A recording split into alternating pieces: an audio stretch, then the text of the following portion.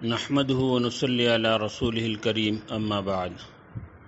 عن عبد الله بن مسعود رضي الله تعالى عنه قال ان النبي صلى الله عليه وسلم قال ذات يوم لاصحابه استحيوا من الله حق الحياء قالوا انا نستحي من الله يا نبي الله والحمد لله قال ليس ذلك ولكن من استحيا من الله حق الحياء فلیحفظ الرأس وما وعى او کما قال علیہ الصلاۃ والسلام. میرے محترم بزرگوں، عزیز دوستوں اور بھائیوں، اس سے پہلے مجلس کے اندر حیا، اس کا تقاضا اور سر کی حفاظت سے متعلق کچھ باتیں عرض کی گئی تھی. اس وقت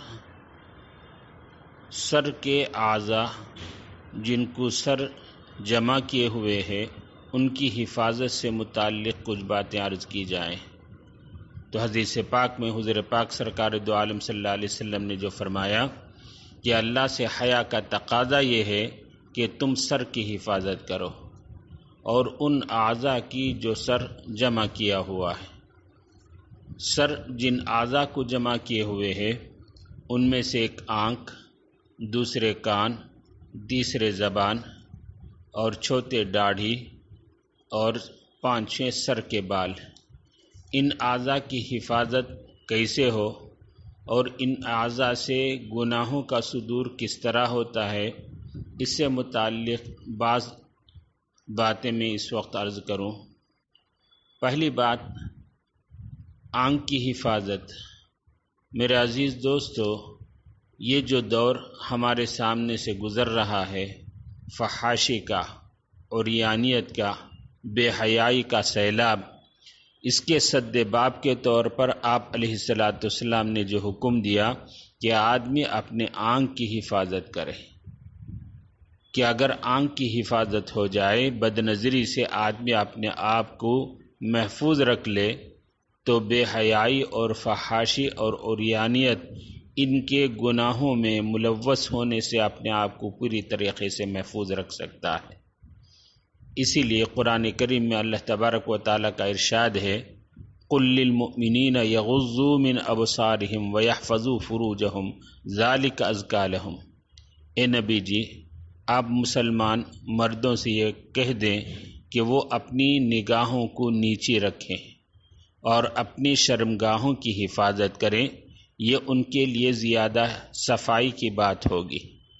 تو اس حدیث پاک کے اندر آنکھوں سے گناہوں سے حفاظت کا یہ طریقہ بتایا کہ آدمی چلتے پھرتے بازاروں میں، گلی کوچوں میں اپنی نگاہوں کو نیچے رکھے، ادھر ادھر نگاہیں چیر پھاڑ کر نہ دیکھے کہ جس کی وجہ سے آنکھوں سے گناہ کا صدور ہو سکتا، فحاشی اور عریانیت کے مناظر یہ سامنے آ سکتے. آدمی ان نگاہوں کی غلط استعمال کی وجہ سے ہو سکتا ہے کہ زنا، مقدمات زنا کے گناہ میں مبتلا ہو جائے. تو یہ نگاہ غلط طریقے سے استعمال ہو تو اس کی وجہ سے دل کے اندر یہ قسم کا داغ گناہ کا پیدا ہو جائے گا، جو آدمی کو کہ دل کو سیاہ اور ظلمت کا دہ بنا دے گا. ایک اور حدیث میں فرمایا، آپ ارشاد خداوندی ہے، حدیث قدسی کے اندر ہے، النظرۃ سہم مسموم من سہام ابلیس من ترکہا من مخافتی ابدلتہ ایمانا یجد حلاوتہ فی قلبہ.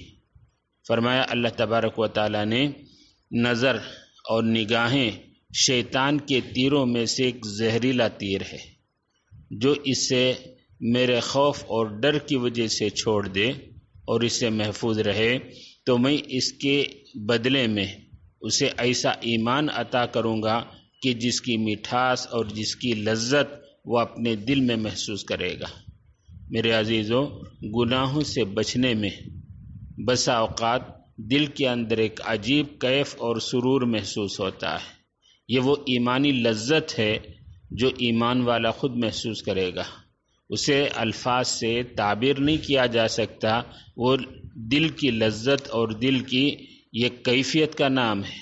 گناہوں کو چھوڑنے سے، اور خاص طور پر اللہ کے خوف اور اللہ کے ڈر سے کہ اللہ مجھے دیکھ رہا ہے، اگر یہ گناہ میں نے کیا تو اللہ کے ہاں میری پکڑ ہوگی، تو اس خوف سے، اللہ کے ڈر سے گناہوں کو چھوڑ دیا تو میرے دوستو دل کے اندر اللہ تبارک و تعالیٰ ایک عجیب لذت، ایک عجیب کیف و سرور محسوس کریں گے جو دنیا کی کسی اور چیز کے اندر وہ لذت اور کیفیت حاصل نہیں ہو سکتی، یہ گناہوں سے بچنے کے اندر ہی حاصل ہو سکتی ہے۔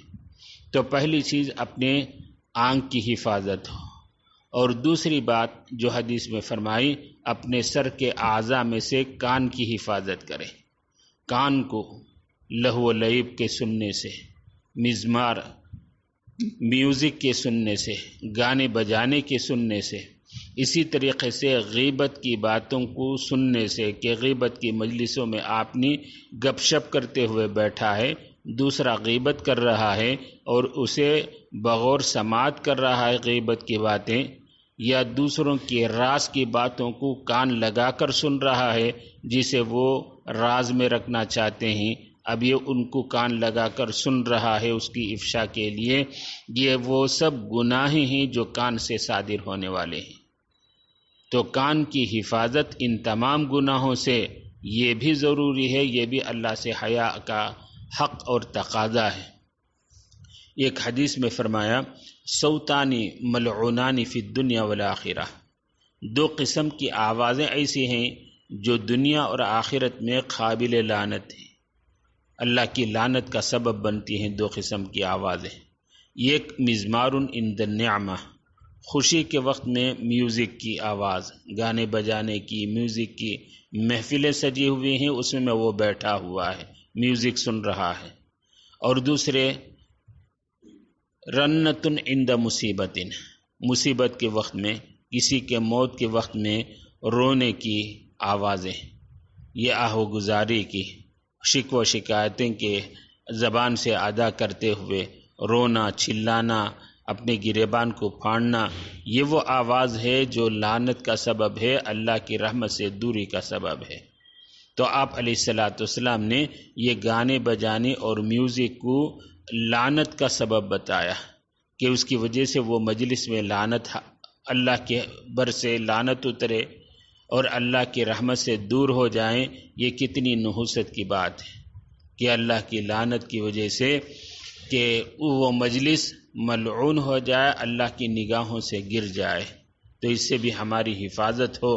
آدمی اپنے کان کو ایسے گانے بجانے اور مزمار یعنی میوزک کے، غیبت کے سننے سے حفاظت کرے، بچائے۔ اور ایک اور حدیث میں فرمایا من استمع الى حدیث قوم وهم له کارہون صب فی آذانہ العنق یوم القیامہ، رواہ البخاری۔ جو شخص لوگوں کی ایسی باتوں کو کان لگا کر غور سے سن رہا ہے، اور وہ لوگ دوسروں کو اپنی بات سنانا نہیں چاہتے، راز کی بات ہے، تو ایک کان لگا کر سن رہا ہے، تو فرمایا اس کے کانوں میں قیامت کے روز پگھلا ہوا سیسا ڈالا جائے گا، تو یہ اس کے عذاب کے اندر مبتلا ہوگا۔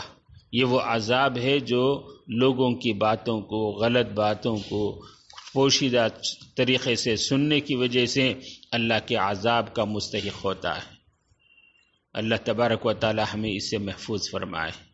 ایک تیسری بات، آنکھ، سر کے اعضاء میں سے زبان کی حفاظت ہے۔ زبان ایک اللہ کی دی ہوئی بہت بڑی نعمت ہے۔ زبان وہ نعمت ہے کہ جس کی وجہ سے انسان اشرف المخلوقات کہلاتا ہے۔ اللہ تبارک و تعالیٰ کی لاکھوں نعمتیں جو دنیا میں، مخلوقات جو دنیا میں پھیلی ہوئی ہیں، ان تمام مخلوقات میں انسان کو جو اشرف المخلوقات کے لقب سے نوازا گیا، میرے دوستو، یہ اسی زبان کی نعمت کی وجہ سے ہے۔ زبان اللہ کی وہ نعمت ہے کہ اس کا صحیح استعمال انسان کو جنت میں پہنچانے کا سبب بنتا ہے، اور یہی زبان کا وہ غلط استعمال ہے کہ جس کی وجہ سے کفر کا ایک بول زبان سے نکال دیا تو یہ جہنم میں لے جانے کا سبب بنتا ہے۔ اللہ تبارک و تعالی نے زبان کی جو نعمت ہمیں عطا فرمائی، اس کے استعمال میں انسان آزاد نہیں بلکہ پابند ہے، اس کے ایک ایک زبان سے نکلے ہوئے بول اور نکلے ہوئے کلمہ اور جملے کا قیامت کے دن حساب دینا ہوگا۔ قرآن کریم میں اللہ پاک کا ارشاد ہے ما یلفظ من قول الا لدیہ رقیب عتید۔ آدمی زبان سے جو کچھ بول رہا ہے، زبان سے جو کلمہ نکال رہا ہے، فرشتے اس کو محفوظ کرتے ہیں، ایک نگران فرشتہ اس کو لکھ لیتا ہے، اور قیامت کے دن اس کے بارے میں اسے حساب ہوگا یہ جملے تو نے بے فائدہ زبان سے کیوں نکالا، دوسروں کو تکلیف دینے والی یہ بات اپنے زبان سے تو نے کیوں نکالی۔ ایک ایک قول کا، ایک ایک جملے کا زبان سے نکلے ہوئے قیامت کے دن اللہ کے ہاں حساب دینا ہوگا۔ اسی لیے حدیث پاک میں فرمایا من کان یؤمن باللہ والیوم الآخر فلیقل خیرا او لیصمت۔ جو شخص اللہ پر اور آخرت کے دن پر ایمان رکھتا ہے چاہیے کہ وہ اچھی بات کہے یا ورنہ خاموش رہے۔ اپنی زبان سے بے فائدہ کلمات استعمال کرنا، ہنسی ٹھٹا مذاق کے لیے، جس کے اندر نہ دنیا کا فائدہ ہے اور نہ آخرت کا، ایسی باتوں کو زبان سے نکالنے سے محفوظ رکھے، اپنے آپ کو بچائے۔ یہی وہ زبان کا غلط استعمال ہے میرے دوستوں کہ جس کی وجہ سے آدمی جہنم کا مستحق ہوتا ہے۔ اگر یہی زبان کی صحیح استعمال ہو اور زبان کو اللہ کے بتائے ہوئے حکم کے موافق استعمال کر رہا ہے، زبان کے استعمال میں وہ پابند ہے، تو آپ علیہ الصلاۃ والسلام نے اس کے بارے میں جنت کی ضمانت اور جنت کی ذمہ داری لی ہے۔ ایک اور حدیث میں ہے، حضور پاک سرکار دو عالم صلی اللہ علیہ وسلم فرماتے ہیں من یضمن لی ما بین لحییہ وما بین رجلیہ اضمن لہ الجنہ۔ جو شخص مجھ سے یہ ذمہ داری لے لے کہ اس کے دو جبڑوں کے درمیانی چیز یعنی زبان کی اور اس کے دو رانوں کے درمیان یعنی شرمگاہ کی حفاظت کی ذمہ داری لے لے کہ اس کو غلط استعمال نہیں کرے گا، اللہ کے حکم کے خلاف اسے کے استعمال نہیں کرے گا، تو میں اس کے لیے جنت کی ذمہ داری لوں گا، یعنی میں اسے جنت میں پہنچانے کا میں ذمہ دار ہوں۔ تو کتنی بڑی بات ہے، یہ دو چھوٹے بہت معمولی چیز ہے کہ آدمی اپنے زبان کو غلط طریقے سے استعمال کرنے سے حفاظت کر لیا اور شرمگاہ کی غلط استعمال سے حفاظت کر لیا، تو آپ علیہ الصلاۃ والسلام اس شخص کو جنت میں پہنچانے کی ذمہ داری لے رہے ہیں۔ کاش کہ اللہ تبارک و تعالی ہمیں آپ علیہ الصلاۃ والسلام کی اس ذمہ داری کی قدر کرنے اور آپ علیہ الصلاۃ والسلام کے ذمہ داری کے اعتبار سے جنت میں داخل ہونے کا ہم کو سبب بنائے، ہم سب کو جنت میں داخل فرمائے۔ بہرحال یہ زبان جرم کے اعتبار سے، جثے کے اعتبار سے، انسان کے اعضاء کے اعتبار سے بہت چھوٹا عضو ہے۔ حدیث میں فرمایا جرمہ صغیر و جرمہ کبیر۔ جثے کے اعتبار سے یہ زبان بہت چھوٹی، لیکن اس سے نکلنے والے گناہ بہت بڑے بڑے، کہ آدمی غیبت کر کے، دھوکہ دے کر، جھوٹ بول کر اور اس طریقے سے گالم گلوچ کے ذریعے سے، ایسے زبان کے غلط استعمال کرنے کی وجہ سے اپنے اوپر لعنت کا سبب بنتا ہے۔ حدیث قرآن کریم میں فرمایا کہ یہ جو آدمی کا جھوٹ ہے، یہ جھوٹ اس کی وجہ سے اس کو اللہ کے لعنت کا سبب بنا دیتا ہے۔ جھوٹ کی وجہ سے آدمی اللہ کے لعنت کا اور رحمت سے دوری کا یہ سبب بن جاتا۔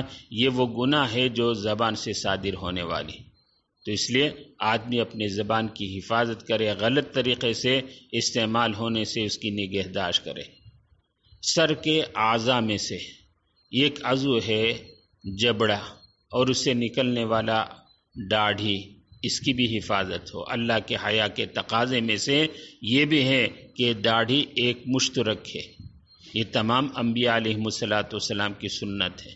داڑھی کا تراشنا، داڑھی کا کاٹنا یا ایک مشت سے چھوٹا رکھنا، یہ سب تمام انبیاء چاروں ائمہ کے نزدیک بالاتفاق حرام ہے۔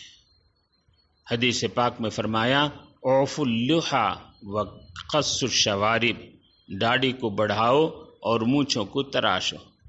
ان دونوں باتوں میں یہود و نصارہ کی مخالفت کرو۔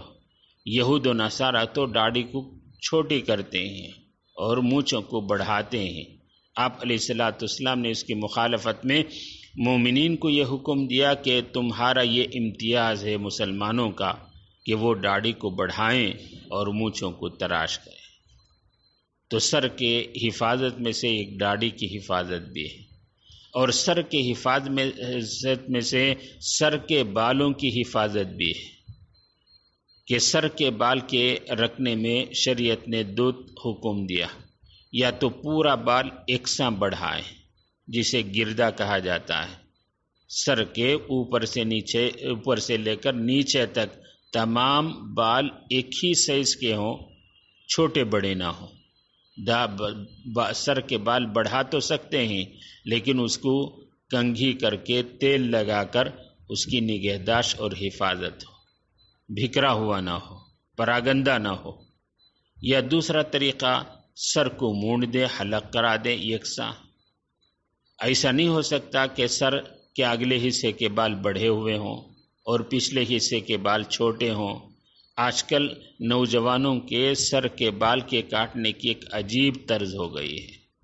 دیکھنے کے اعتبار سے نوجوانوں کے سر کے بال کی جو کٹنگ ہوتی ہے، ایک قسم کی کراہت محسوس ہوتی ہے، ایک بدحیث شکل ہوتی ہے جس کو نوجوانوں نے سر کے بال کے کاٹنے کا ایک فیشن بنا رکھا ہے۔ تو حدیث پاک میں اس سب سے ممانعت ہے، یا تو سر کے بال یکساں بڑھائیں یا پورے بال ایک ساتھ مونڈا دیں۔ بڑے چھوٹے رکھنا، اگلے حصے میں بڑے پچھلے حصے میں چھوٹا، یہ سر کے بال کی حفاظت کے خلاف ہے، اور یہ بھی گناہوں میں سے ہے، آگے پیچھے چھوٹے بڑے ہوں۔ یہ یہود و نصارہ کی مشابہت میں سے ہے۔